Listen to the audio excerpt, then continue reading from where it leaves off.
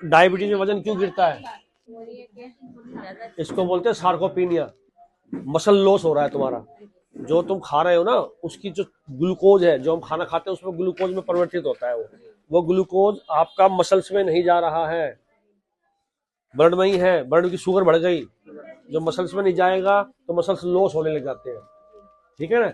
और अगर थोड़ा बहुत प्रोटीन भी ले रहे हो, वो अगर हमारे मसल में जाता है तो एज ए कार्बो यूज हो रहा है। वो मसल्स के लिए यूज हो रहा था, तो कहते हैं भैया मुझे कार्बो के लिए यूज करवा दो उसको, एनर्जी के लिए।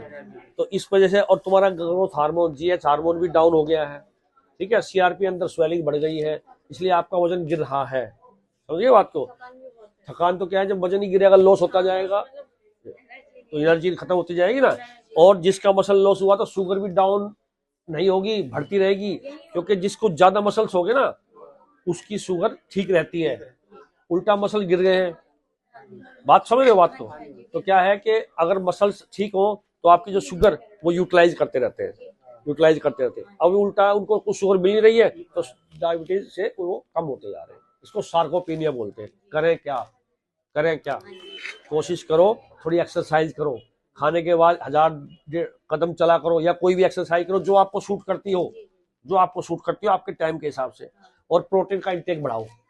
प्रोटीन, पनीर हो गया, सोया हो गया, दालें होगी, हरी दालें होगी, और आपका मशरूम होती है वो हो गया, पनीर हो गया, समझ गए, दही हो गया। इस टाइप की चीज बढ़ाओ ताकि प्रोटीन इंटेक होगी तो मसल डेवलप होंगे आपके। एक्सरसाइज करो और भरपूर पानी पिया करो।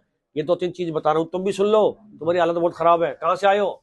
एमपी से आया। ये बता, इसकी हालत खराब है, अब सुधर जाएगा, ठीक हो जाएगा। तो ये चीजें, थोड़ी थोड़ी चीजें हम आपको बताते रहते हैं, ठीक है। आपका भी वेट कम से कम 2 महीने में 7-8 किलो गिरा है, गिरा है ना। इतना ही, बिल्कुल। पहले एनर्जी थी, काम की भी थी, अब और गिरता ही जा रहा है।